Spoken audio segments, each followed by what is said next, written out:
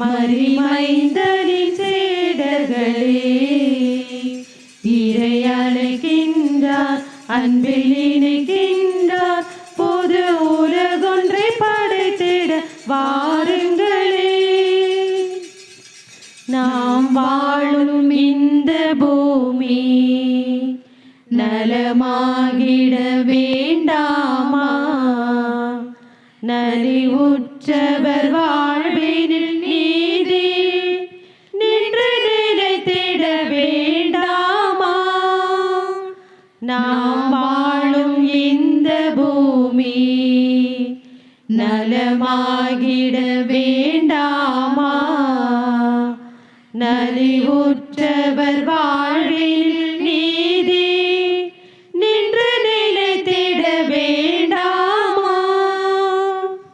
இயேசுவை காட்டிய வழியுண்டு, இங்கிட நமக்கொரு நெறியுண்டு.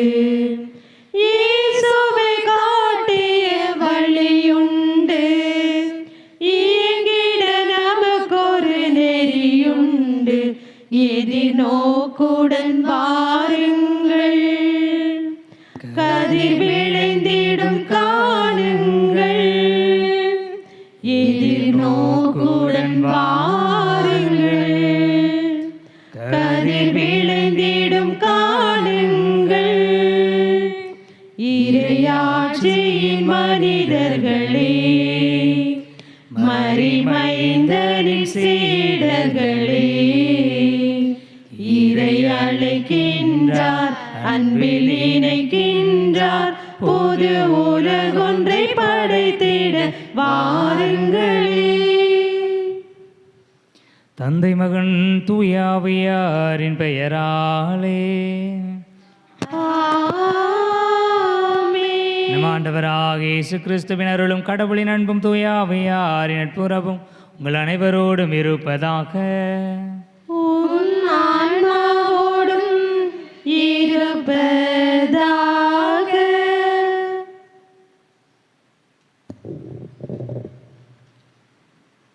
கிறிஸ்துவில் அன்பு நிறை சகோதர சகோதரிகளே, இன்று உலகளவிய திரு அவை உலக தூதர் பணி ஞாயிறாக கொண்டாடுகிறது. நாம் திருமுழுக்கின் போது பெற்ற தூதரை பணி அழைப்பை மீண்டும் தூண்டி எழுப்புவதற்கான புனித அழைப்பு இது. திருத்தந்தையுடன் ஒன்றித்தும் ஜூபிலி ஆண்டு 2025ஆம் ஆண்டு கொண்டாட்டங்களுடன் இணைந்தும் நாம் மக்களிடையே எதிர்நோக்கின் தூதுவர்கள் ஆக அழைக்கப்பட்டுள்ளோம்.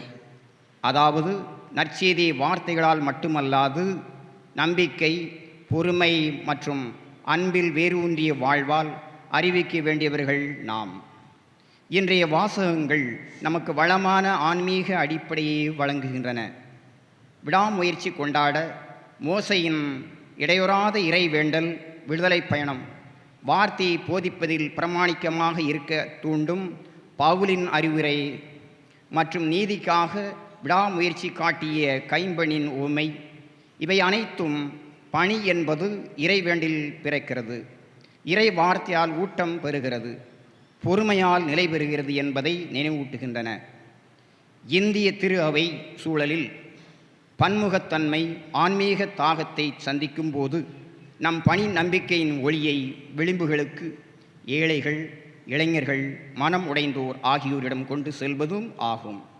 இன்றைய திருப்பலி கொண்டாட்டத்தில் நாம் அனைவரும் ஒன்றித்து இறை தூது பணியின்பால் நம்மையை அர்ப்பணித்து சமூகங்கள், நாடுகள் மற்றும் உலகில் எதிர்நோக்கின் தூதுவர்களாக வாழ தயாராகுவோம்.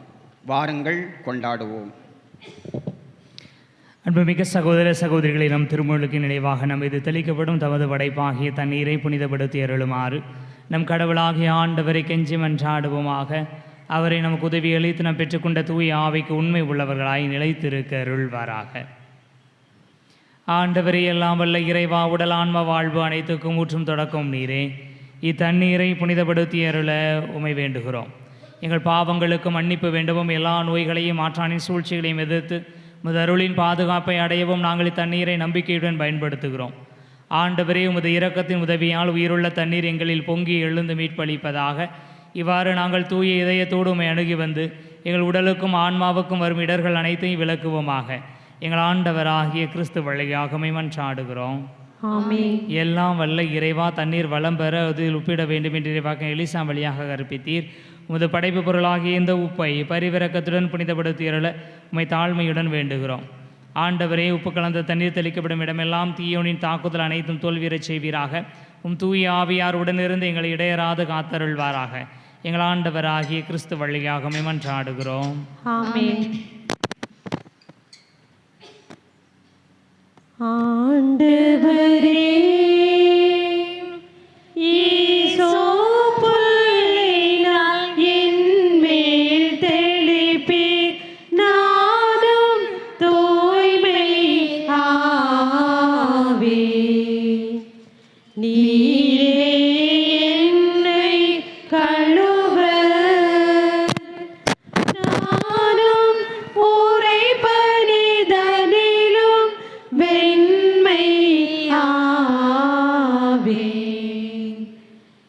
இறைவா, உமது இரக்கப் பெருக்கத்திற்கேற்ப என்மேல் இரக்கம் கொள்வே.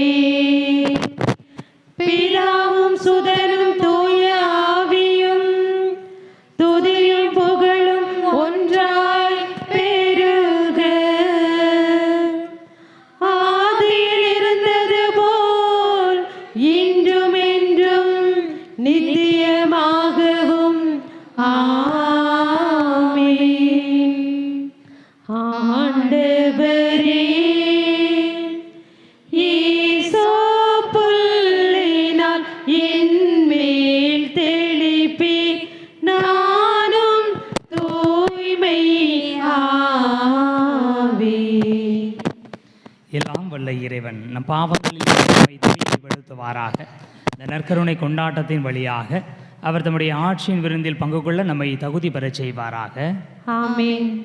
உன்னதங்களிலே கடவுளுக்கு மாட்சிமை உண்டாகுக. உலகினிலே நல் மனதோர்க்கு அமைதியும் உண்டாகுக. புகழுகின்றோம் யாம் உம்மையே, வாழ்த்துகின்றோம் இறைவனே. உமக்கு ஆராதனை புரிந்து உம்மை மாட்சிப்படுத்துகின்றோம் யாம். உமது மேலான மாட்சியின் பொருட்டு உமக்கு நன்றி கூறுகின்றோம். ஆண்டவராகிய இறைவனே, இணையில்லாத விண்ணரசே, ஆற்றல் அனைத்தும் கொண்டு விளங்கும் வல்ல தந்தை இறைவனே, ஒரே மகனாக உதித்த ஆண்டவர் இயேசு கிறிஸ்து இறைவனே, ஆண்டவராகிய இறைவனே, இறைவனின் திருச்செம்மறியே, தந்தையினின்று என்றென்றுமாக உதித்த இறைவன் மகனே நீர். உலகின் பாவம் போக்குபவரே, நீர் எம் மீது இரங்குவீர். உலகின் பாவம் போக்குபவரே, எங்கள் மன்றாட்டை ஏற்றருள்வீர். தந்தையின் பலப்பக்கம் வீற்றிருப்பவரே, நீர் எம் மீது இரங்குவீர். ஏனெனில் இயேசு கிறிஸ்துவே, நீர் ஒருவரே தூயவர், நீர் ஒருவரே ஆண்டவர், நீர் ஒருவரே உன்னதர், தூய ஆவியாரோடு தந்தை இறைவனின் மாட்சியில் இருப்பவர் நீரே. ஆ ஆ ஆ ஆமென். மன்றாடுவோமாக. என்றென்றும் உள்ள எல்லாம் வல்ல இறைவா, நாங்கள் எப்போதும் அது திருவுளத்திற்கு ஏற்ப வாழச் செய்தருளும். அதனால் மாண்புக்கு உரிய உமக்கு நேர்மையான இதயத்தோடு நாங்கள் ஊழியம் புரிய செய்வீராக. உம்மோடு தூய ஆவியாரின் ஒன்றிப்பில் இறைவனாய் என்றென்று வாழ்ந்து ஆட்சி செய்கின்ற எங்கள் ஆண்டவரும் திருமகனுமாகிய இயேசு கிறிஸ்து வழியாக உம்மை மன்றாடுகிறோம். ஆமென்.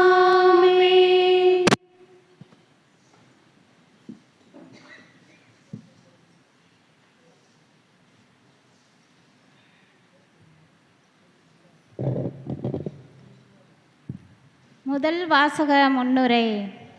இன்றைய முதல் வாசகத்தில் அமலேக்கியர் இஸ்ரேல் மக்களை தாக்குகின்றனர். யோசுவா போரை வழிநடத்தும் போது மோசே மலையின் உச்சியில் கைகளை உயர்த்தி மன்றாடுகிறார். ஆரோன் மற்றும் கூர் அவருக்கு துணை நின்று அவரது கைகளை தாங்குகின்றார்கள். இவ்வாறு இடையறாத உறுதியான இறைவேண்டல் மூலம் இறைவனே மக்களுக்கு வெற்றியை அளிக்கின்றார். இது தூதுரை பணியை இறைவேண்டல்தான் நிலைத்திருக்கிறது என்பதை நமக்கு கற்பிக்கிறது.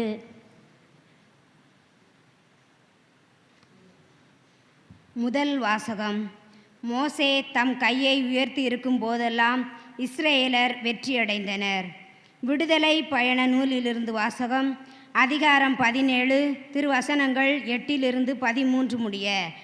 அந்நாட்களில் அமலேக்கியர் ரபிதீமில் இஸ்ரேலரை எதிர்த்து போரிட வந்தனர். மோசே யோசுவாவை நோக்கி, நம் சார்பில் தேவையான ஆட்களை தேர்ந்தெடு.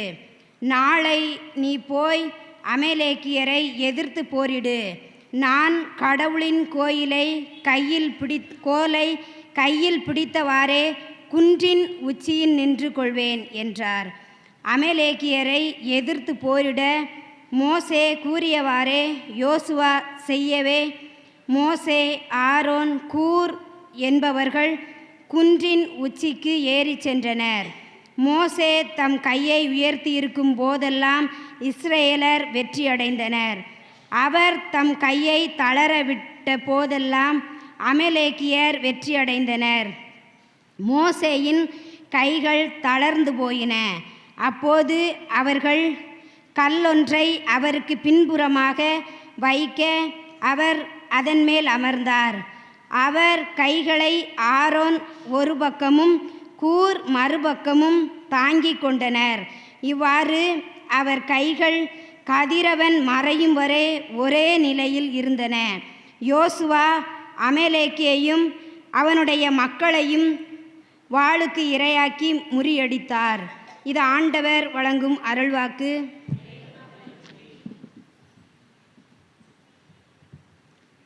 ஆண்டவர் துணை இருப்பார், ஆபத்து அணுகாது.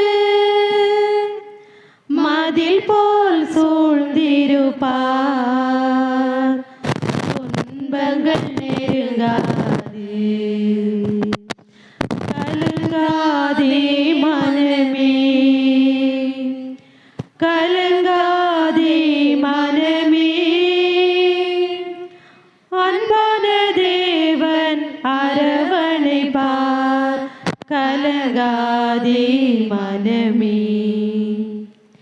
ஆண்டவர் துணை இருப்பார், ஆபத்து அணுகாது. மதில் போல் சூழ்ந்திருப்பார், துன்பங்கள் நெருங்காது. உன்னை காப்பவர் அயர்வதில்லை, உன் கால் இடற விடுவதில்லை. உன்னை கைவிட்டு பிரிவதில்லை, உன்னோடு உயிராய் இணைந்திருப்பார். உன்னை காப்பவர் அயர்வதில்லை, உன் கால் இடற விடுவதில்லை. உன்னை கைவிட்டு பிரிவதில்லை, உன்னோடு உயிராய் இணைந்திருப்பார். பகலின் வெயிலோ இரவின் நிலவோ தீமை செய்யாது அஞ்சாதே. புயலும் மழையும் புவியை சூழ்ந்தால் தீமை செய்யாது திகையாதே. கண்ணான தேவன் எந்நாளும் காப்பார், கவலையோ கலக்கமோ இனி வேண்டாம். ஆண்டவர் துணை இருப்பார், ஆபத்து அணுகாது. மதில் போல் சூழ்ந்திருப்பார், துன்பங்கள் நெருங்காது. வானத்து பறவை காக்கின்றவர், வறுமையில் உன்னை விடுவாரோ. வயல்வெளி மலரை மகிழ்விப்பவர், நோயினில் விடுதலை தருவாரே. வானத்து பறவை காக்கின்றவர், வறுமையில் உன்னை விடுவாரோ. வயல்வெளி மலரை மகிழ்விப்பவர், நோயினில் விடுதலை தருவாரே. உலகம் ஆயிரம் பேசினாலும் சோர்ந்து வீழ்ந்து போகாதே. தீமை செய்வோர் சூழ்ந்து கொண்டால் வாடி வதங்கி போகாதே. இஸ்ராயேல் இறைவன் மாறாத தேவன், இன்றும் என்றும் உடனிருப்பார். ஆண்டவர் துணை இருப்பார், ஆபத்து அணுகாது. மதில் போல் சூழ்ந்திருப்பார், துன்பங்கள் நெருங்காது. கலங்காதே மனமே, கலங்காதே மனமே. அன்பான தேவன் அரவணைப்பார், கலங்காதே மனமே. ஆண்டவர் துணை இருப்பார், ஆபத்து அணுகாது. மதில் போல் சூழ்ந்திருப்பார், துன்பங்கள் நெருங்காது.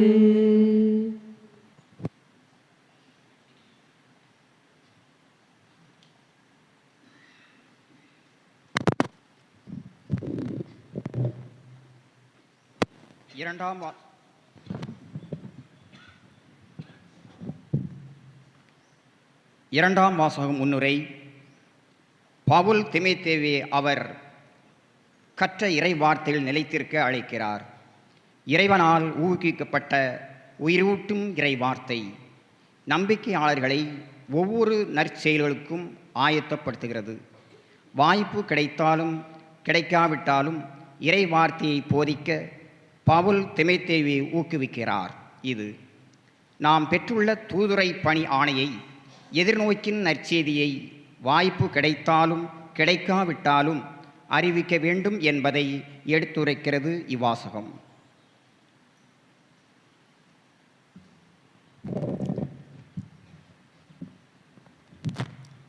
இரண்டாம் வாசகம். கடவுளின் மனிதர் தேர்ச்சி பெற்று நற்செயல் அனைத்தையும் செய்ய தகுதி பெறுகிறார். திருத்தூதர் பவுல் தீமோத்தேயுக்கு எழுதிய 2ஆம் திருமுகத்திலிருந்து வாசகம். அதிகாரம் 3:14 மற்றும் அதிகாரம் 4:2 முடிய. அன்பிற்குரியவரே, நீ கற்று உறுதியாய் அறிந்தவற்றில் நிலைத்து நில். யாரிடம் கற்றாய் என்பது உனக்கு தெரியுமே. நீ குழந்தை பருவம் முதல் திருமறை நூலை கற்று அறிந்திருக்கிறாய்.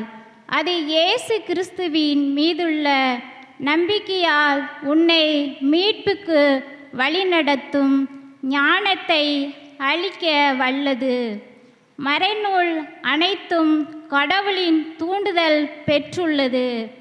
அது கற்பிப்பதற்கும் கற்பிப்பதற்கும் சீராக்குவதற்கும் நேர்மையாக வாழ பயிற்றுவிப்பதற்கும் பயனுள்ளது. இவ்வாறு கடவுளின் மனிதர் தேர்ச்சி பெற்று நற்செயல் அனைத்தையும் செய்ய தகுதி பெறுகிறார். கடவுள் முன்னிலையிலும் வாழ்வோருக்கும் இறந்தோருக்கும் தீர்ப்பு அளிக்கப் போகிற கிறிஸ்து இயேசு முன்னிலையிலும் அவர் தோற்றப்போவதை முன்னிட்டும் அவரது ஆளுகையை முன்னிட்டும் நான் ஆணையிட்டு கூறுவது இறைவார்த்தையே அறிவி. வாய்ப்பு கிடைத்தாலும் கிடைக்காவிட்டாலும் இதை செய்வதில் நீ கருத்தாயிரு. கண்டித்து பேசு, கடிந்து கொள், அறிவுரை கூறு, மிகுந்த பொறுமையோடு கற்றுக்கொடு. இது ஆண்டவர் வழங்கும் அருள்வாக்கு. அல்லேலூயா, அல்லேலூயா, அல்லேலூயா, அல்லேலூயா, அல்லேலூயா, அல்லேலூயா, அல்லேலூயா, அல்லேலூயா, அல்லேலூயா, அல்லேலூயா, அல்லேலூயா. கடவுளுடைய வார்த்தை உயிருள்ளது, ஆற்றல் வாய்ந்தது, உள்ளத்தின் சிந்தனைகளையும் நோக்கங்களையும் சீர்தூக்கி பார்க்கிறது. அல்லேலூயா, அல்லேலூயா, அல்லேலூயா, அல்லேலூயா, அல்லேலூயா. ஆண்டவர் உங்களோடு இருப்பாராக. உம் ஆன்மாவோடும் இருப்பாராக. லூக்கா எழுதிய தூய நற்செய்தியிலிருந்து வாசகம். ஆண்டவரே, மாட்சி உமக்கே.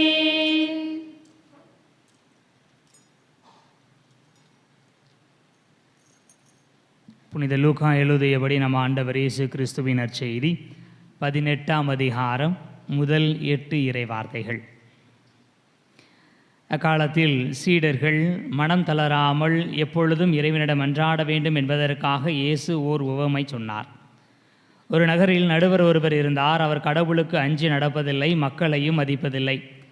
அந்நகரில் கைம்பெண் ஒருவரும் இருந்தார். அவர் நடுவரிடம் போய் என் எதிரியை தண்டித்து எனக்கு நீதி வழங்கும் என்று கேட்டுக்கொண்டே இருந்தார். நடுவரோ நெடுங்காலமாய் எதுவும் செய்ய விரும்பவில்லை.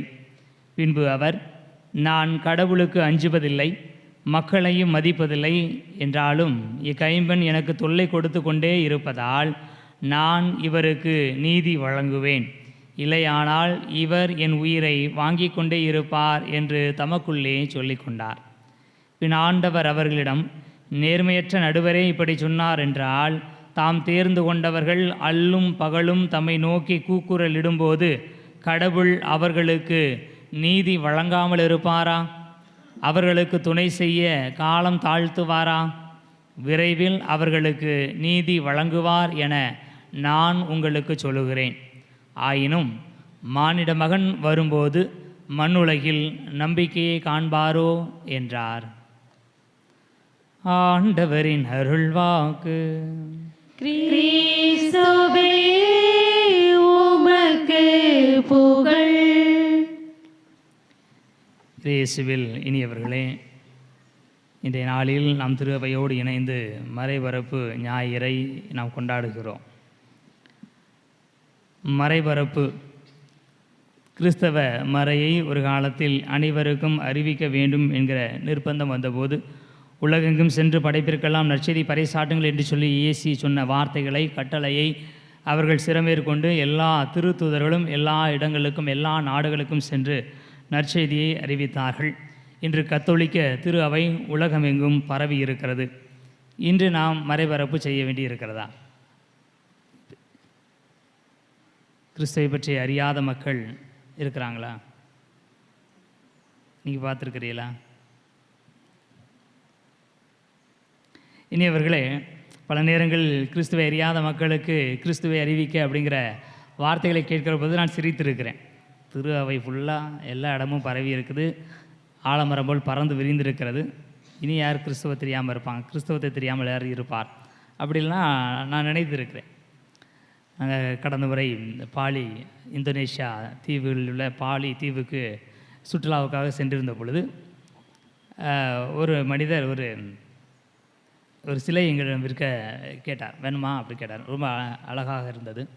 அவர் இந்து சமயத்தை சார்ந்த ஒரு விநாயகர் நினைக்கிறேன். அந்த சுபம் இல்லை வேண்டாம் அப்படி சொன்னோம். அப்புறம் இன்னொரு உருவத்தை எடுத்தார். அப்புறம் படங்கள் எடுத்தார். வேறு வேறு சமயங்களை சார்ந்த ஒன்று. நாங்கள் கிறிஸ்தவ சமயத்தை சார்ந்த ஏதாவது இருக்குமான்னு பார்த்தோம், ஒன்றுமே இல்லை. நாங்கள் எதுவுமே வேங்கலன்னொன்னே நீங்கள் என்ன சமயத்தை சார்ந்தவங்க அப்படின்னு கேட்டாங்க. நாங்கள் கிறிஸ்டியன்ஸ் அப்படின்னோம். புரியலை அப்படின்னாரு.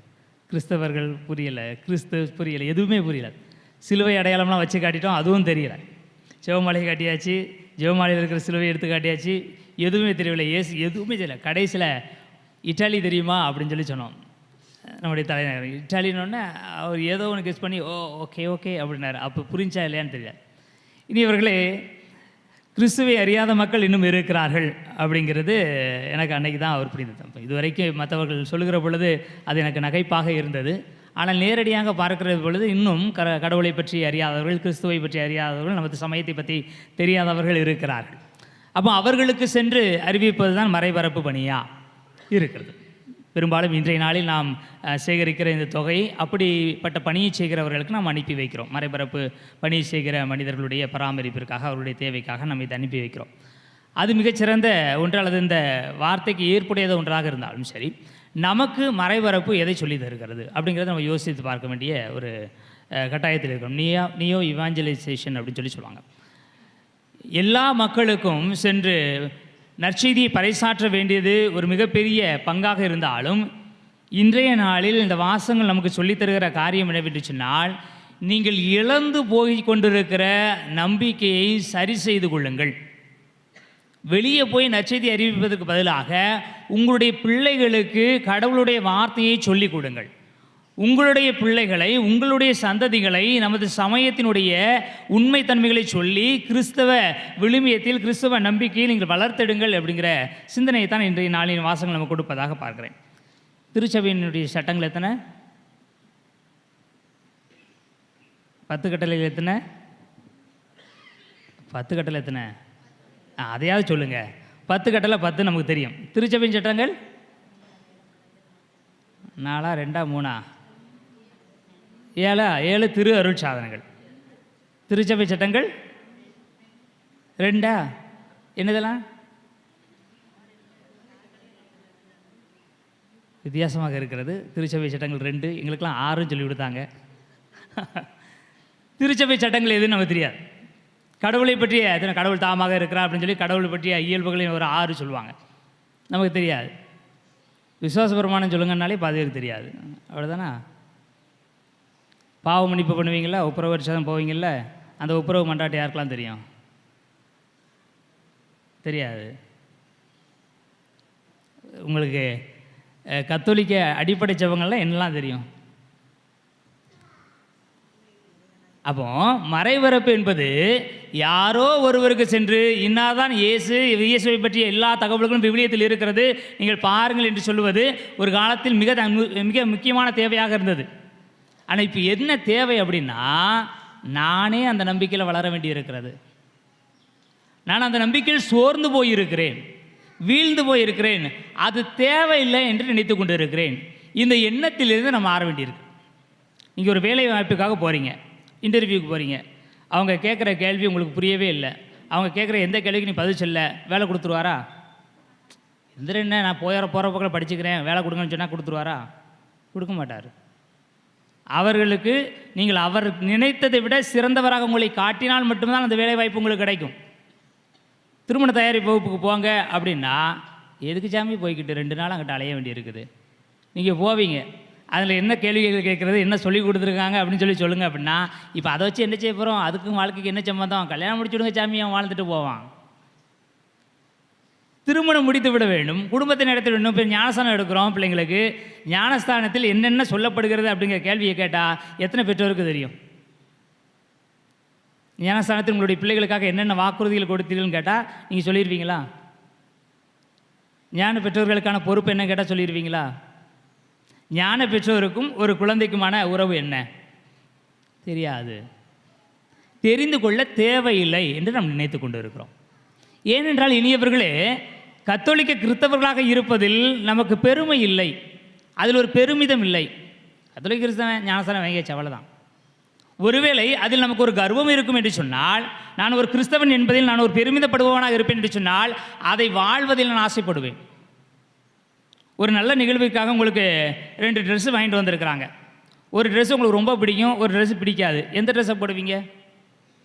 எது பிடிச்சிருக்கோ அதுதான் போடுவோம். பிடிக்காத ட்ரெஸ் எப்போ போடுவோம்?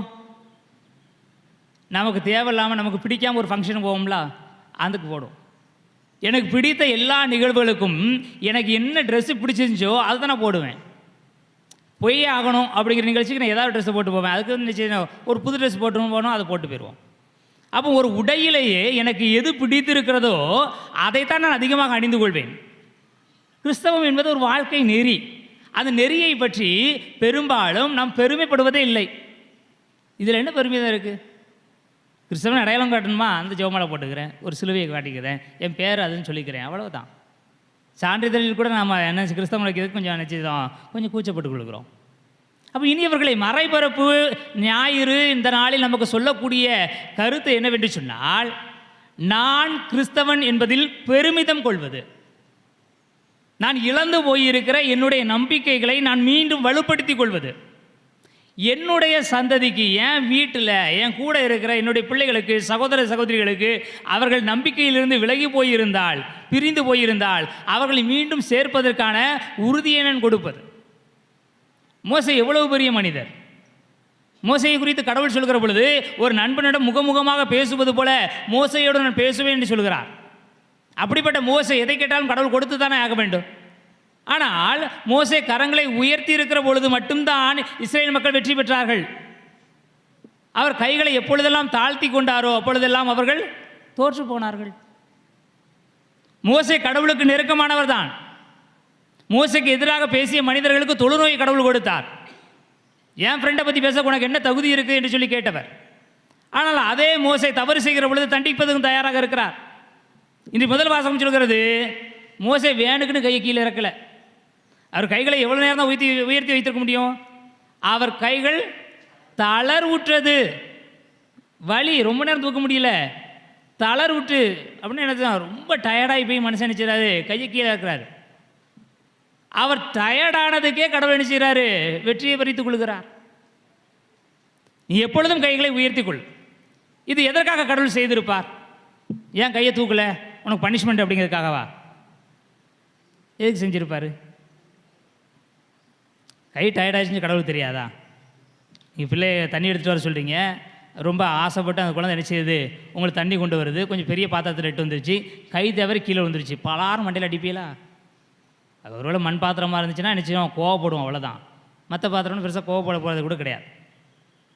ஏன்னா உங்களுக்காக உங்கள் குழந்தை என்ன செஞ்சதுக்கு, தண்ணி கொண்டு வந்திருக்கு, அதே உங்களுக்கு பெரிய விஷயம். மோசே ஜெபித்து கொண்டு இருக்கிறார், டயர்டாகி சோறு விட்டு அவர் கையை தீ இருக்கிறார். அதுக்காக கடவுள் தண்டிக்கலாமா? ஒரு இனத்தையே தண்டிக்கலாமா? கடவுள் இனத்தை செய்கிறார். இனி இவர்களே அவர் தளர்வுற்ற போது அவர்கள் தோற்று போகிறார்கள். மீண்டும் அவர்கள் கையை உயர்த்த போகிறது வெற்றி பெறுகிறார்கள். இதை பார்க்குற பின்னாடி இந்த 2 பேரும் என்ன செய்கிறான்? கையை கீழே இறக்கும் போதெல்லாம் பிரச்சனை ஏதாவது கையை தூக்கிப்பிடி. யார் ஒருவர் தனது விசுவாசத்தை தளர்வுறுகிறாரோ அதை இன்னொருவரால் சரி செய்ய முடியும் என்கிற பாடத்தை சொல்லிக் கொடுப்பதற்காகத்தான் கடவுள் தோல்வியை கொடுக்கிறார்.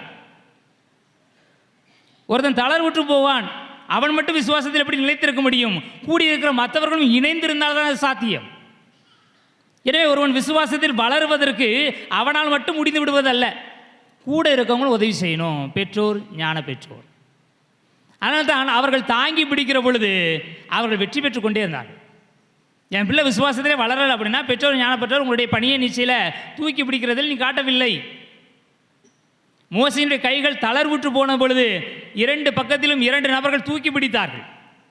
அவர்களால் அவர்களுடைய விசுவாசம், அவருடைய வெற்றி உறுதி செய்யப்பட்டது. அப்போ ஆண்டவருடைய வெற்றி என்னுடைய பிள்ளைகளுடைய வாழ்க்கையில் கிடைக்க வேண்டும் என்று சொன்னால் பெற்றோரும் ஞான பெற்றோரும் நீங்கள் தூக்கி பிடிக்க வேண்டி இருக்கிறது. நீ நல்லா படி, நல்லா உயரத்துக்கு போ, நல்ல வேலைக்கு போ, நல்லா இது செய்ய, அப்படி அது செய்யன்னு சொல்லுகிற நம்ம, டியூஷன் போன்னு சொல்கிற நம்ம, கோயிலுக்கு போன்னு சொல்கிறதில்ல, சொந்தக்காரங்க வீட்டுக்கு போன்னு சொல்கிறதில்ல, பேசாத மனிதரோடு பேசுன்னு சொல்கிறதில்ல, தனியாக இருந்துக்க, யாரை பற்றியும் கவலைப்படாத என்று தான் சொல்லி கொடுத்து கொண்டிருக்கோம்.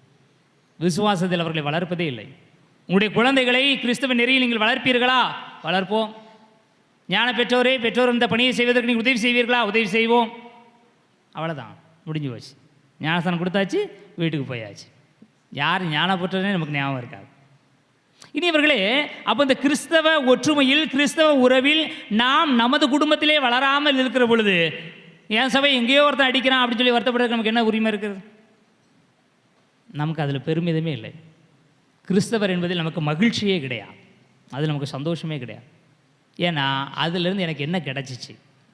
கிடைத்தது என்று சொன்னால் அதுக்காக என்ன செய்கிறேன்? போவேன், அவ்வளோதான். அதில் சந்தோஷப்படுவதற்கெல்லாம் ஒன்றுமில்லை. கோயிலுக்கு எத்தனை பேர் நம்ம சந்தோஷத்தோடு வந்திருக்கிறோம்? ஞாயிற்றுக்கிழமை கடன் திருநாட்களில் முழுப்பிசை காண்பது என்கிற திருச்சபை ஒரு சட்டத்தை கொடுத்துருக்குது. சட்டத்திற்காக நினைச்சிறேன் கோயிலுக்கு போகிறேன். கோயிலுக்கு போகலன்னா பாவம். அதுக்காக தான் கோயிலுக்கு வரோம். பெரும்பாலும் அதுக்காக தான் கோயிலுக்கு வரோம், சட்டத்திட்டங்களுக்காக, தண்டனைகளுக்கு பயந்து. இனி அவர்களே, என்னுடைய நண்பரோட முறை வாகனத்தில் போய்கிட்டு இருந்தோம். காரில் போச்சு. அவர் எப்போவுமே ஏறி உட்காந்தோன்னே சீட் பெல்ட் போட்டுருவார். சீட்டு பெல்ட்லாம் போட வேண்டாம், பக்கத்தில் தான் இருக்குது, அந்த சீட் பெல்ட்டுக்கு பதிலாக ஒரு நேப் இருக்குது, அதை நீங்கள் போட்டிங்கன்னா அது சவுண்டு கொடுக்காது, சட்டத்திட்டத்திற்கு மதிப்பு கொடுக்கணும் அப்படின்னு சொல்லி சொன்னார். சரிப்பா அப்படின்னு. இன்னொரு ஊருக்கு போச்சுட்டு என்ன செஞ்சாருன்னா போட ஆரம்பித்தார். இங்கே போலீஸ் பிடிக்க மாட்டான். அப்படியா? அப்போ ஓகே, முடிஞ்சு போச்சு. அப்போ ஒரு சீட்டு பெல்ட் போட்டது சட்டத்திட்டத்திற்காக இல்லை, பாதுகாப்பிற்காக, போலீஸ் பிடிக்கக்கூடாது என்பதற்காக சீட்டு பெல்ட் போடுறார். அப்போ பொதுவாக நாம் செய்கிற எல்லா காரியங்களிலும் நமக்கு எதுவும் பாதிப்பு வந்துடக்கூடாதுன்னு செய்கிறோமே தவிர பாதுகாப்பிற்காகவோ அல்லது உண்மையில் அதனுடைய உண்மைத்தன்மை உணர்ந்தோறும் செய்வதில்லை. கிறிஸ்தவராக வாழ்வதும் கூட கிட்டத்தட்ட இந்த மாதிரி தான். அதனால் ஒன்றும் பிரச்சனை இல்லை அப்படின்னா நம்ம செய்கிறோம், ஓகே. எதுக்கு சிஎஸ்சி கிறிஸ்தவங்க அல்லது பிரிந்த சபையினர் அவங்கள்ட்ட இருக்கிற பக்தி நம்மகிட்ட ஏன் இல்லைன்னா அவங்களுக்கு ஒரு பயம் இருந்துக்கிட்டே இருக்கும். நீ கோயிலுக்கு வரலன்னா அவ்வளோதான், 10ல் 1 கொடுக்கலன்னா அவ்வளோதான், கடவுள் ஒன்று அழிச்சிருவார், உன் குடும்பத்தை இல்லாமல் ஆக்கிடுவாருங்கிற பயத்தில் அவங்க எல்லாம் செஞ்சுட்ருப்பாங்க. ஆனால் எந்த கத்தோலிக்க சாமியாரும் அதை சொல்கிறதில்ல, பெரும்பாலும் பீடத்துலேருந்து திட்டுறது கூட கிடையாது. அதனால் நினச்சிருது, சாமியாரே திட்டலை, கடவுளாக திட்டிட போகிறாரு. கடவுள் திட்டுவாருன்னு தெரிஞ்சா, கடவுள் தண்டிப்பாருன்னு தெரிஞ்சா நமக்கு இயல்பாகவே பயம் வருகிறது. கண்டிக்காத எந்த தந்தையும் பார்த்து பிள்ளைகள் பயப்படுவதில்லை, அவங்க சொல்கிற எந்த வார்த்தையும் கேட்குறதில்லை.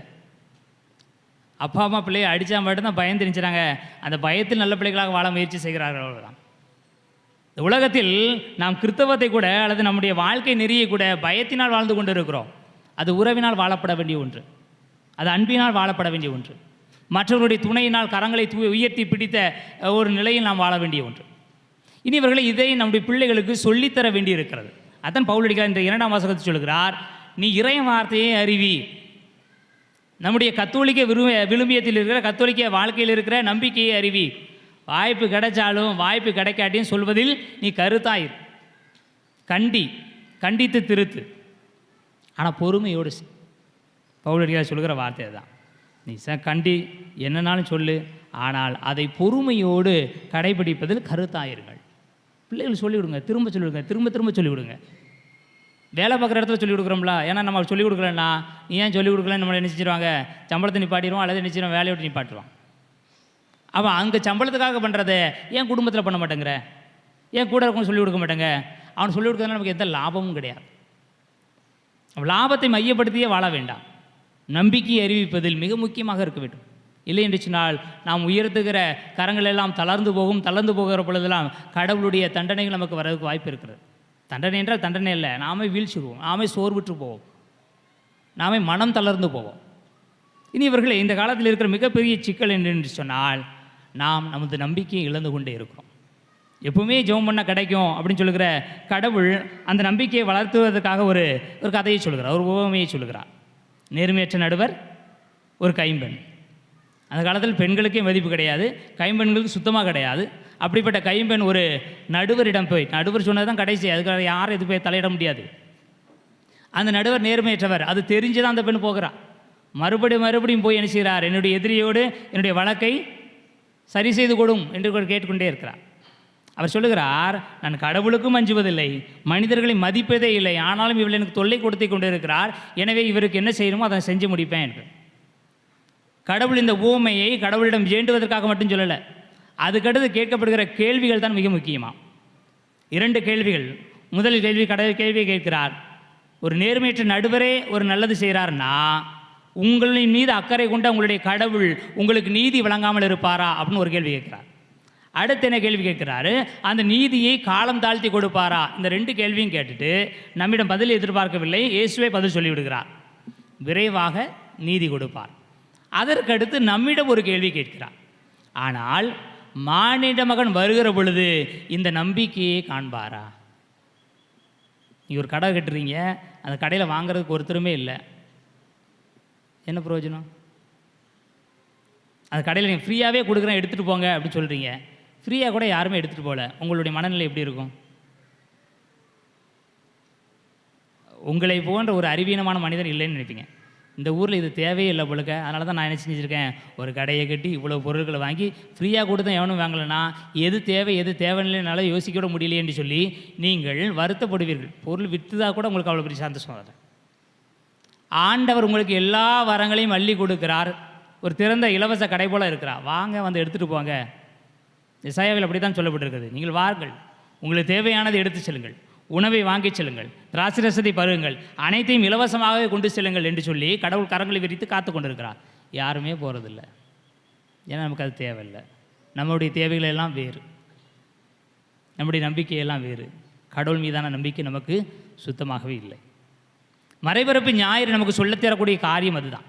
நீங்கள் உங்களுடைய கரங்களை தளர்வுற்ற நிலையில் வைத்திருக்கிறீர்கள், உயர்த்தி பிடியுங்கள். உங்களால் உயர்த்தி பிடிக்க முடியாதா, மற்றவருக்கு உதவி செய்யுங்கள், மற்றவருடைய உதவியை வேண்டுங்கள். உங்களுடைய குடும்பத்தில், நமது குடும்பத்தில், எனது இடத்தில் நான் அந்த நம்பிக்கையை உயர்த்தி பிடிப்பேன். நான் கொண்டிருக்கிற நம்பிக்கையில் மகிழ்ச்சி அடைவேன். நான் கிறிஸ்தவன் என்பதில் பெருமிதம் கொள்வேன், அதில் மகிழ்ச்சியை கண்டடைவேன்.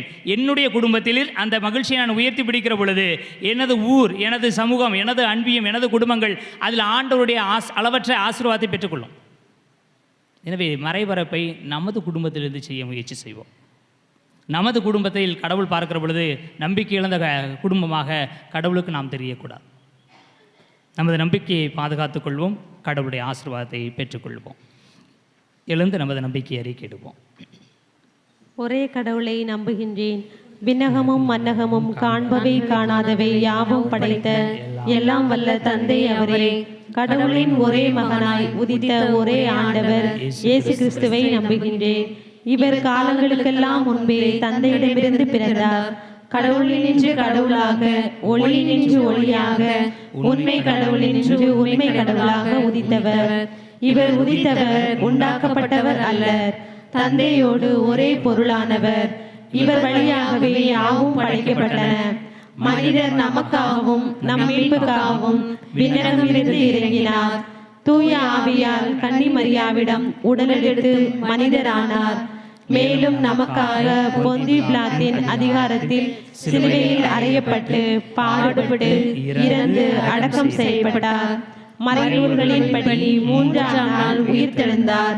விண்ணகத்திற்கு எழுந்தருளி எல்லாம் வல்ல தந்தையின் வலப்பக்கம் வீற்றிருக்கின்றார். வாழ்வோரையும் இறந்தோரையும் தீர்ப்பிட மாட்சியுடன் மீண்டும் வர இருக்கிறார். அவரது ஆட்சிக்கு முடிவு இராது. தந்தையிடமிருந்தும் மகனிடமிருந்தும் புறப்படும் ஆண்டவரும் உயிரளிப்பவருமான தூய ஆவியாரை நம்புகிறேன். இவர் தந்தையோடும் மகனோடும் ஒன்றாக ஆராதனையும் ஆட்சியும் பெறுகின்றார். இறைவாக்கினர்கள் வாயிலாக பேசியவர் இவரே. ஒரே புனித கத்தோலிக்க திருத்தூதர் வழிவரும் திரு அவையை நம்புகின்றேன். பாவ மன்னிப்புக்கான ஒரே திருமுழுக்கை ஏற்றுக்கொள்கிறேன். இறந்தோரின் உயிர்ப்பையும் வரவிருக்கும் மறுவுலக வாழ்வையும் எதிர்பார்க்கின்றேன். ஆமென். நம்முடைய தேவைகள், விருப்பங்கள், விண்ணப்பங்கள் அனைத்தையும் ஆண்டவருடைய பாதத்தில் நம்பிக்கையோடு எடுத்து வைப்போம்.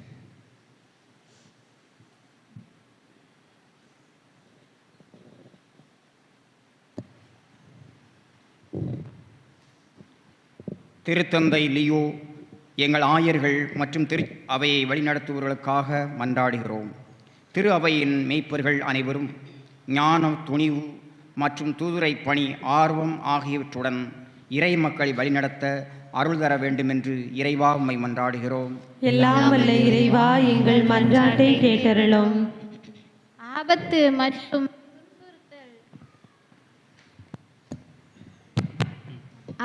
மற்றும் துன்புறுத்தல் நிறைந்த சூழலில் பணியாற்றும் நற்செய்தி பணியாளர்களுக்காக மன்றாடுகிறோம். சோதனைகளின் நடுவே கிறிஸ்துவுக்கு சான்று பகர்வோர் நம்பிக்கையில் வலுப்பெற்று இறையருளால் பாதிக்கப்பட வேண்டுமென்று இறைவா உம்மை மன்றாடுகிறோம். எல்லாம் வல்ல இறைவா, எங்கள் மன்றாட்டை கேட்டருளும். எங்கள் பங்கு திரு அவைக்காக மன்றாடுகிறோம். அனைவரும் இறைவனில் பணி செயல்பட சாட்சிய வாழ்வு ஆகியவற்றின் வழியாக எதிர்நோக்கின் விதைகளை விதைக்கும் தூதுரை பணியாளராக வாழ அருள்தர இறை வேண்டுமென்று இறைவா உம்மை மன்றாடுகிறோம். எல்லாம் வல்ல இறைவா, எங்கள் மன்றாட்டை கேட்டருளும். துன்புறுவோருக்காக வேண்டுகிறோம்.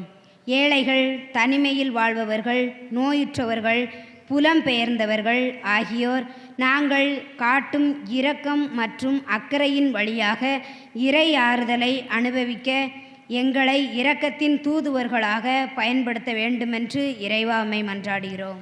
எல்லாம் வல்ல இறைவா, எங்கள் மன்றாட்டை கேட்டருளும்.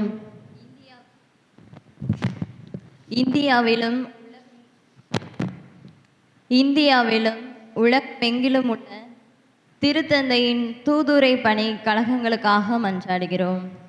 இவற்றின் பணி வளமுற்று பலன்களை கொடுத்து நற்செய்தியை உலகின் கடை எல்லை வரை கொண்டு செல்ல தூய ஆவியாரின் தூண்டுதலுக்கு ஏற்ப சரியாக திட்டமிட்டு நடைமுறைப்படுத்தவும் இறை இல்லத்தை கட்டி எழுப்புவதில் அர்ப்பணத்தோடு செயல்படவும் அவர்களை வழிநடத்த வேண்டுமென்று இறைவா உம்மை மன்றாடுகின்றோம்.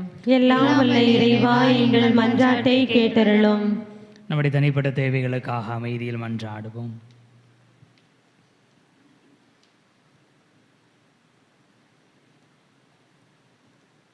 ஆண்டவரே, எங்கள் மீது அன்பு கொண்ட இறைவா, உம்மீது நாங்கள் வைத்திருக்கிற நம்பிக்கையில் தளர்வுறுகிற போதெல்லாம் ஆண்டவர் எங்களை உயர்த்தி பிடிப்பதற்கு உம்முடைய அன்பையும் அருளையும் இரக்கத்தையும் தந்திருக்கிறேன். மிகுந்த நம்பிக்கையோடும் உம்முடைய ஆதரவோடும் நாங்கள் எழுப்பியிருக்கிற எல்லா மன்றாட்டுகளுக்கும் வேண்டுதல்களுக்கும் கனிவோடு செவி சாய்ப்பீராக. இவற்றையெல்லாம் தந்தை எங்களை ஆசீர்வதிக்குமாறு எங்கள் ஆண்டவர் ஆகிய கிறிஸ்து வழியாகவே மன்றாடுகிறோம். ஆமென்.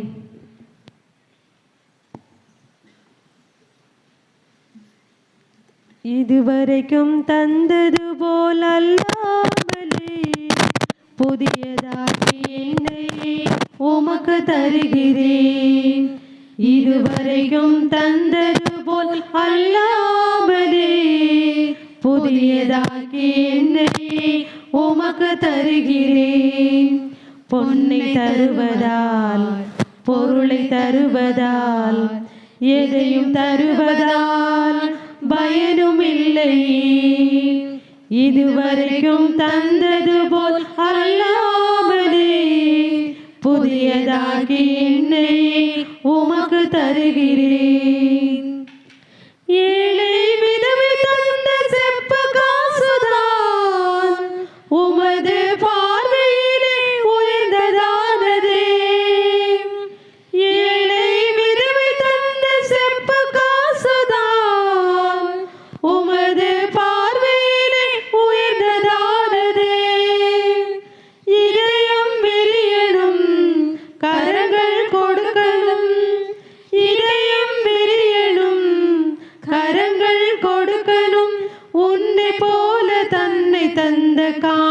காணிக்கையாக நல்ல காணிக்கையாக உயிருள்ள காணிக்கையாக இதுவரைக்கும் தந்தது போல் அல்லாமலே புதியதாக்கி என்னை உமக்கு தருகிறேன். இதுவரைக்கும் தந்தது போல் அல்லாமலே புதியதாக்கி என்னை உமக்கு தருகிறேன். சின்னஞ்சிறியவர்க்கு செய்த போதெல்லாம் எனக்கு செய்தீர்கள் என்ற தெய்வமே. சின்னஞ்சிறியவர்க்கு செய்த போதெல்லாம் எனக்கு செய்தீர்கள் என்ற தெய்வமே. பகைமை மறக்கணும், பகிர்ந்து கொடுக்கணும். பகைமை மறக்கணும், பகிர்ந்து கொடுக்கணும். உன்னை போல தன்னை தந்த காணிக்கையாக நல்ல காணிக்கையாக உயிருள்ள காணிக்கையாக இதுவரைக்கும் தந்தது போல் அல்லாமலே புதியதாக்கி என்னை உமக்கு தருகிறேன். இதுவரைக்கும் தந்தது போல் அல்லாமலே புதியதாக்கி என்னை உமக்கு தருகிறேன். ஏழை விதவை தந்த செப்பு காசுதான் உமது பார்வையிலே உயர்ந்ததானதே. ஏழை விதவை தந்த செப்பு காசுதான் உமது பார்வையிலே உயர்ந்ததானதே. இதயம் விரியணும், கரங்கள் கொடுக்கணும். இதயம் விரியணும், கரங்கள் கொடுக்கணும். உன்னை போல தன்னை தந்த காணிக்கையாக நல்ல காணிக்கையாக உயிருள்ள காணிக்கையாக இதுவரைக்கும் தந்தது போல் அல்லாமலே புதியதாக்கி என்னையே உமக்கு தருகிறேன். சகோதர சகோதரிகளே, என்னுடையது உங்களுடையதுமான பழி எல்லாமல்ல தந்தை ஆகிய இறைவனுக்கு ஏற்றதாகும்படி மன்றாடுங்கள். ஆண்டவர் தமது பேரின் புகழ்ச்சிக்காகவும் ஆட்சிக்காகவும் தமது நன்மைக்காகவும் புனித திரு அவையின் அனைத்து நலன்களுக்காகவும் உமது கையிலிருந்து பலியை ஏற்றுக்கொள்வாராக. ஆண்டவரே, நீர் எங்களுக்கு அளித்த கொடைகளையே நாங்கள் உமக்கு மனம் உவந்து அளிக்க அருள் புரியுமாறு உம்மை வேண்டுகின்றோம். இவ்வாறு உமது அருள் எங்களை தூய்மையாக்கி நாங்கள் நிறைவேற்றும் அதைமறை நிகழ்வுகள் வழியாக உமது புனிதப்படுத்தும் அருளை பெற்றுக்கொள்வோமாக. எங்கள் ஆண்டவராகிய கிறிஸ்து வழியாக உம்மை மன்றாடுகிறோம்.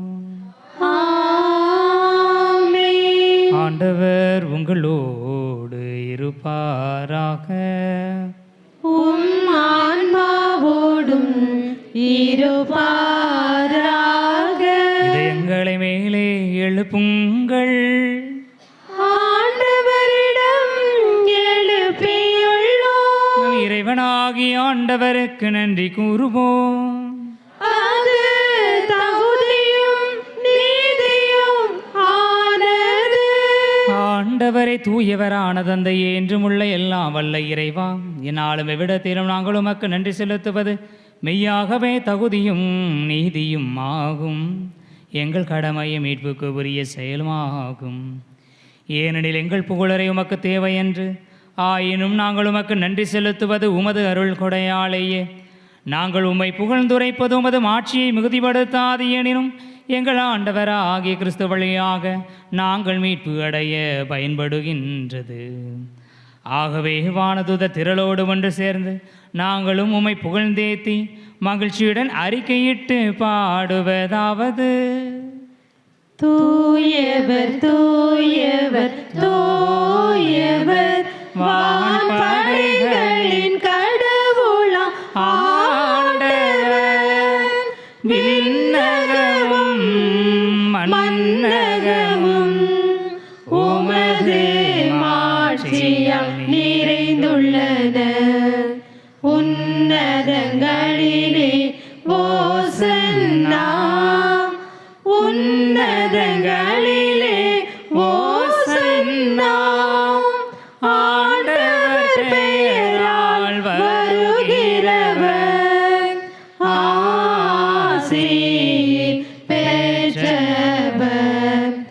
உன்னதங்களிலே ஓசன்னா, உன்னதங்களிலே ஓசன்னா.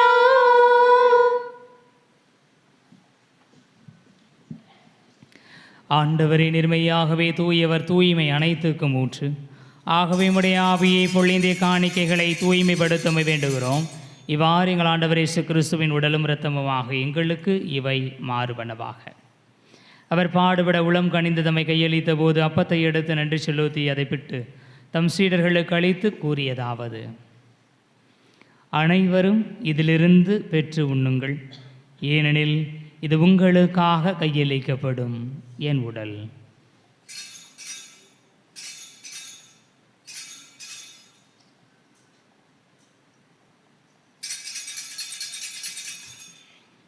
அவனமே இரவு விருந்தை அருந்திய பின் கிண்ணத்தையும் எடுத்து மீண்டும் உமக்கு நன்றி கூறி தம் சீடர்களுக்கு அளித்து அவர் கூறியதாவது: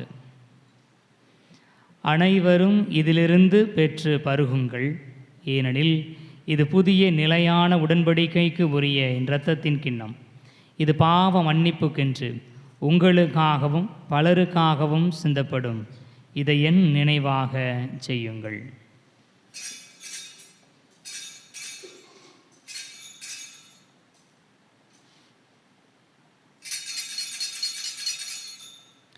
நம்பிக்கையின் மறை பொருள். ஆண்டவரே, நீர் வருமளவும் உமது இறப்பினை அறிக்கையிடுகின்றோம், உமது உயிர்ப்பினையும் எடுத்துரைக்கின்றோம். ஆகவே ஆண்டவரை, நாங்கள் கிறிஸ்துவின் இறப்பினையும் உயிர்ப்பினையும் நினைவு கூர்ந்து வாழ்வதரும் அப்பத்தையும் மீட்பளிக்கும் கிண்ணத்தையும் ஒப்புக் கொடுக்கின்றோம். திருமணம் எமக்கு ஊழியம் புரிய தகுந்தவர்களை எங்களை ஏற்றுக்கொண்டீர், எனவே எமக்கு நன்றி செலுத்துகிறோம். மேலும் கிறிஸ்துவின் உடலிலும் இரத்தத்திலும் பங்கு கொள்ளும் எங்களை தூய ஆவியார் ஒன்று சேர்க்க வேண்டும் என உம்மை தாழ்மையுடன் மன்றாடுகிறோம். ஆண்டவரே, உலகெங்கும் பரவி இருக்கும் உமது திரு அவையின் நினைவு கூர்ந்தருளும். எங்கள் திருத்தந்தை லியோ, மறைமாவட்ட பரிபாலகர் மோட்சராஜன், எல்லா திருநிலையினர் ஆகிய அனைவரோடும் உமது திரு அவை அன்பில் நிறைவு பெறச் செய்தருளும். மேலும் உயிர்த்தலும் எதிர்நோக்குடன் துயில் கொள்ளும் எங்கள் சகோதர சகோதரிகளையும் இறந்தோர் அனைவரையும் இரக்கத்துடன் நினைவு கூர்ந்து உமது திருமுக ஒளியின் உள்ளேற்றலும். எங்கள் அனைவர் மீதும் இரக்கமாயிரும். கடவுளின் கன்னித்தாயான புனித மரியா, அவருடைய அன்பு கணவரான புனித யோசேப்பு, புனித திருத்தூதர்கள், இவ்வுலகின் உகந்தவராய் இருந்தோர் ஆகிய புனிதர் அனைவருடனும் நாங்கள் நிலை வாழ்வில் பங்கு கொள்ளும் தகுதி பெற்று திருமகன் இயேசு கிறிஸ்து வழியாக உம்மை புகழ்ந்தேத்து மரமருள உம்மை மன்றாடுகிறோம்.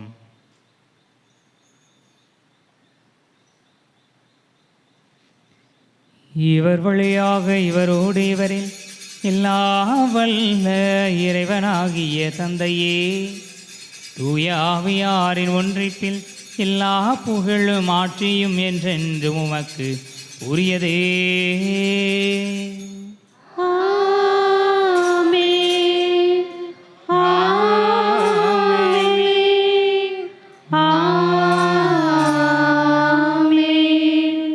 மீட்பரின் கட்டளையால் கற்பிக்கப்பட்டு இறைபடிப்பினையால் பயிற்சி பெற்ற நாம் துணிந்து மன்றாடுவோம். விண்ணுலகில் இருக்கிற எங்கள் தந்தையே, உமது பெயர் தூயது என போற்ற பெறுக. உமது ஆட்சி வருக. உமது திருவுளம் விண்ணுலகில் நிறைவேறுவது போல மண்ணுலகிலும் நிறைவேறுக. எங்களான உணவை இன்று எங்களுக்கு தாரும். எங்களுக்கு எதிராக குற்றம் செய்வோரை நாங்கள் மன்னிப்பது போல எங்கள் குற்றங்களை எங்களை சோதனைக்கு உட்படுத்தாதேயும், தீமையிலிருந்து எங்களை விடுவித்தருளும். ஆண்டவரை, தீமை அனைத்திலும் இருந்து எங்களை விடுவித்து எங்கள் வாழ்நாளில் அமைதியை கனிவுடன் அருளவும் மன்றாடுகிறோம். உமது இரக்கத்தின் உதவியால் நாங்கள் பாவத்திலிருந்து எப்போது விடுதலை பெற்று யாதொரு கலக்கமும் இன்றி நலமாயிருப்போமாக. நாங்கள் இதை நோக்கி இருக்கும் பேரின்பத்துக்காகவும் எமீட்பராகி இயேசு கிறிஸ்துவின் வருகைக்காகவும் காத்திருக்கின்றோம்.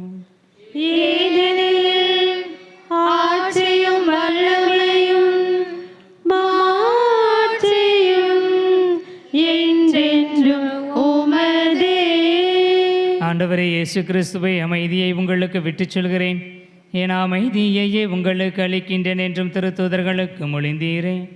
எங்கள் பாவங்களை பாராமல் உமது திரு அவையின் நம்பிக்கையை கண்ணோக்கி உமது திருவுளத்திற்கு ஏற்ப அதற்கு அமைதியையும் ஒற்றுமையையும் அளித்தருள்வீராக. என்றென்றும் வாழ்ந்து ஆட்சி செய்கின்றவர் நீரே. ஆமென். ஆண்டவருடைய அமைதி உங்களோடு என்றும் இருப்பதாக. உம் ஆன்மாவோடும் இருப்பதாக. ஆண்டவர் தருகிற அமைதியை ஒருவர் மற்றவரோடு பகிர்ந்து கொள்வோம்.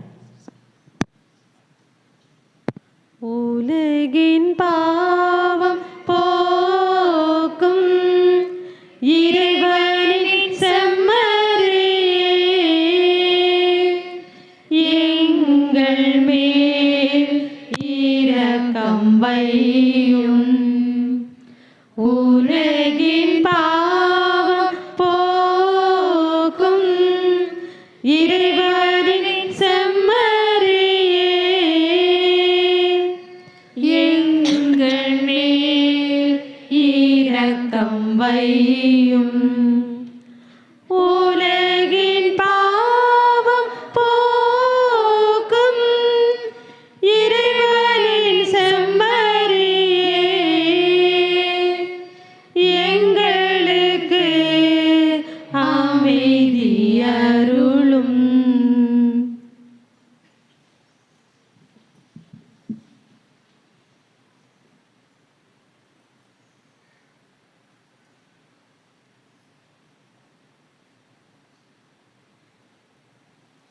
இதோ இறைவனின் செமரி, இதோ உலகின் பாவங்களை போக்குபவர். செமரின் விருந்துக்கு அழைக்க பெற்றோர் பேறு பெற்றோர்.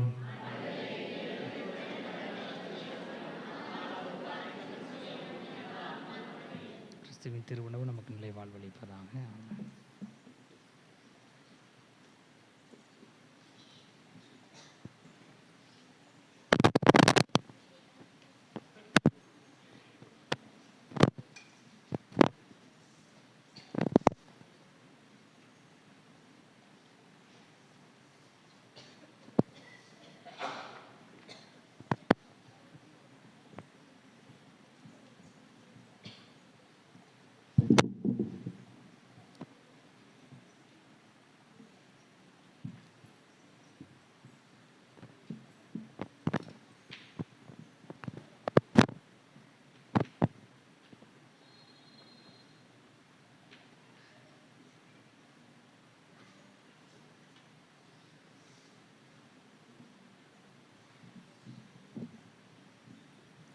நெஞ்சத்தில் வா என் தெய்வமே, நீயாக நான் மாறவே.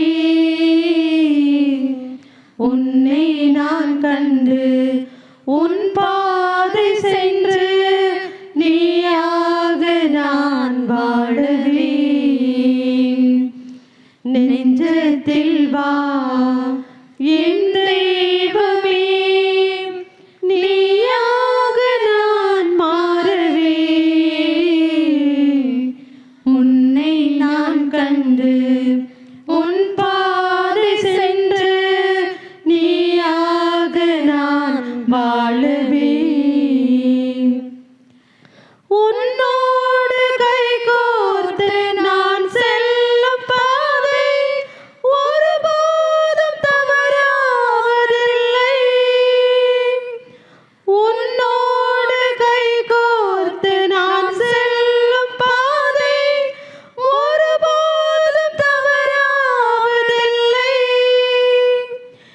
என்னோடு நீ வாழும் சுகமான நினைவில் எதை கண்டும் நான் அஞ்சவில்லை.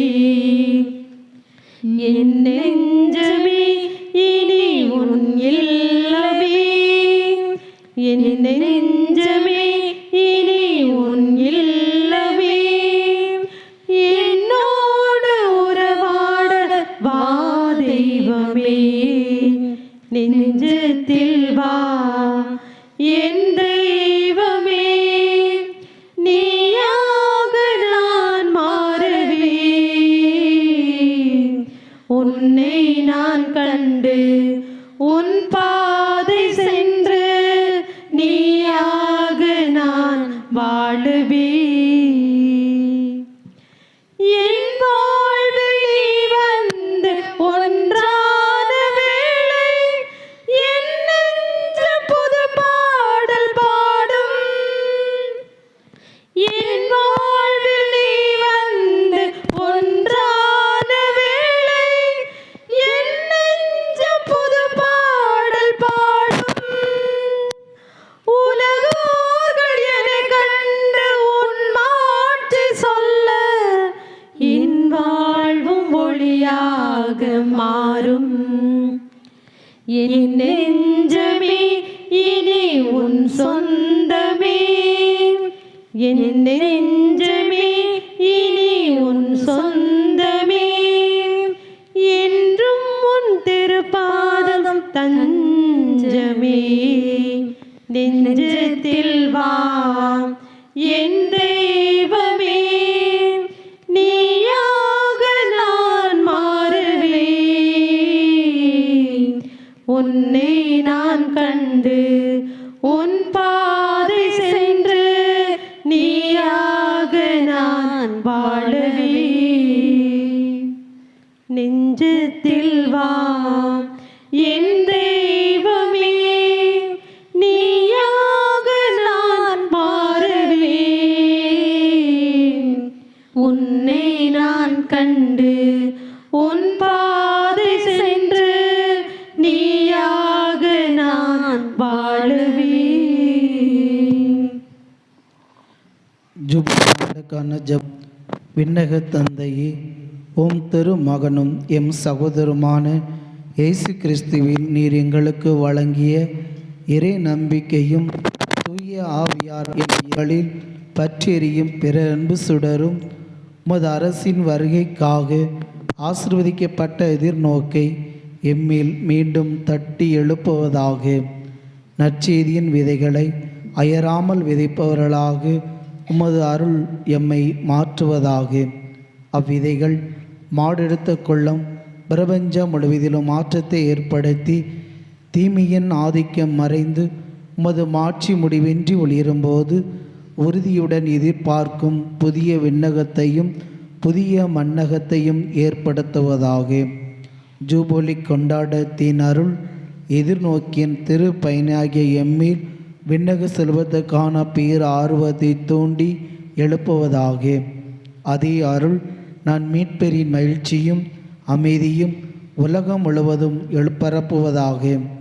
முடிவின்றி போற்றுதலுக்குரிய எம் இறைவனாகிய உமக்கே மாட்சியும் புகழும் என்றென்றும் உரித்தாகுக. ஆமென்.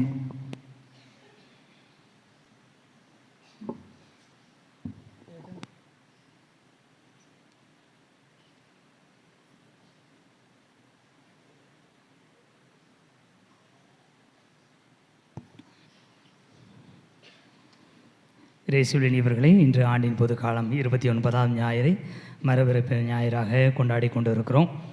இவ்வாறு திரு அவையினுடைய திருவிழாக்கள் 22/10/2025 புதன்கிழமை புனித 2ஆம் ஜான் பவுல் நினைவு, 23/10/2025 வியாழக்கிழமை புனித ஜான் நினைவு, 24/10/2025 வெள்ளிக்கிழமை புனித அந்தோணி மரிய கிளாரட் நினைவு, 26/10/2025 ஆண்டின் பொது காலம் 30வது ஞாயிறு.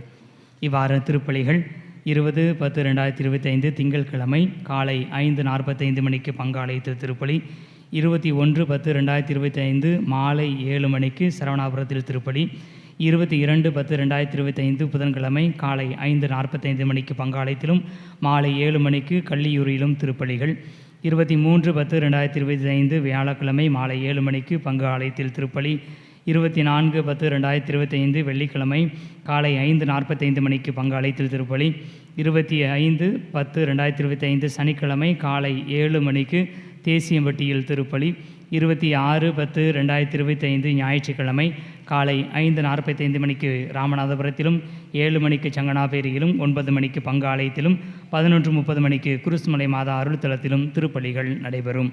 கடந்த ஞாயிறு காணிக்கை ரூபாய் 2655.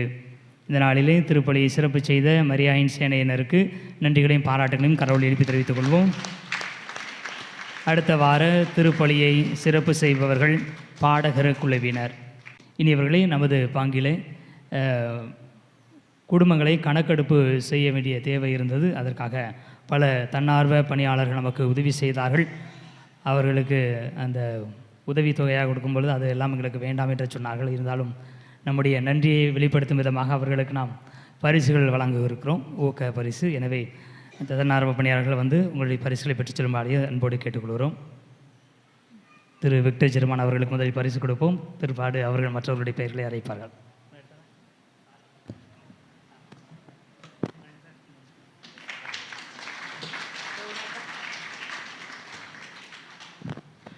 அந்தோனியார் அன்பியத்தின் சார்பாக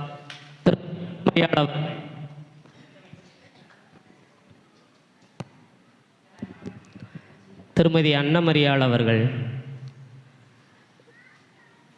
அந்தோனியார் அன்பத்தின் சார்பாக திருமதி மரிய தீபா அவர்கள், பெர்க்மான் சரளப்பர் அன்பியத்தின் சார்பாக செல்வி மேரி ஸ்டெல்லா அவர்கள்,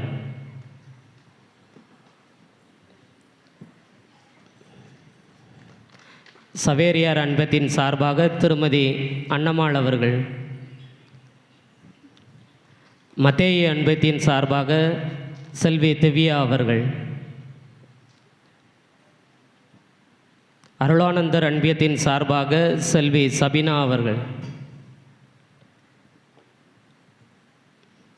வர்கீஸ் அன்பியத்தின் சார்பாக திருமதி குமுதா அவர்கள், தேசியம்பட்டி சார்பாக ஆசிரியர் நாராயணன் அவர்கள்,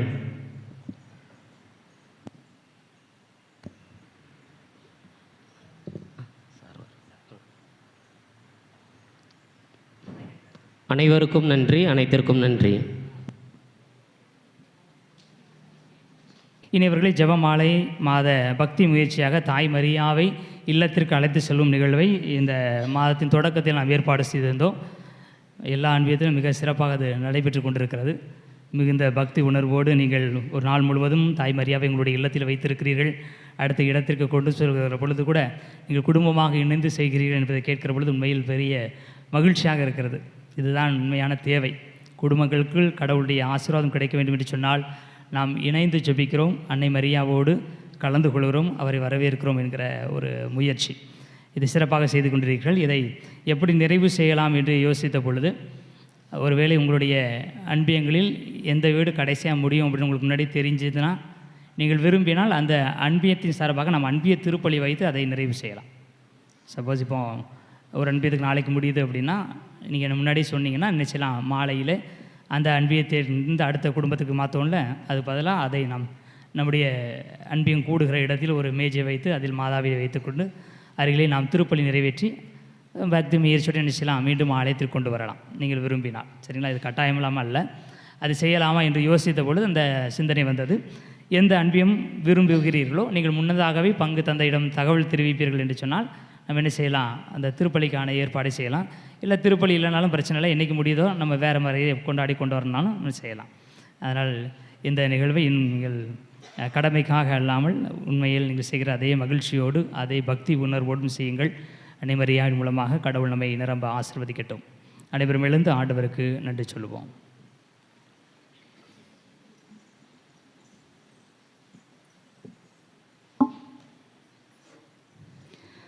பலருடைய மீட்புக்காக தம் உயிரை கொடுப்பதற்கு மானிட மகன் வந்துள்ளார். நன்றி கூறி மன்றாடுவோமாக. ஆண்டவரை விண்ணக வழியில் நாங்கள் அடிக்கடி பங்கு பெறச் செய்ய உம்மை வேண்டுகிறோம். இவ்வாறு இவ்வுலக நலன்களின் உதவியால் மறு உலக நலன்களை நாட நாங்கள் கற்றுக்கொள்வோமாக. எங்கள் ஆண்டவராகிய கிறிஸ்து வழியாக உம்மை மன்றாடுகிறோம். ஆண்டவர் உங்களோடு இருப்பாராக. உம் ஆன்மாவோடும் இருப்பாராக. எல்லாம் வல்ல இறைவன் தந்தை மகன் தூய ஆவியார் உங்களுக்கு ஆசி வழங்குவாராக. சென்று வாருங்கள், திருப்பலி நிறைவேறிற்று. இறைவனுக்கு நன்றி. மாசில்லா கண்ணே மாதாவே உம்மேல் நேசமில்லாதவர் நீசரேயாவார். வாழ்க வாழ்க வாழ்க மரியே, வாழ்க வாழ்க வாழ்க மரியே.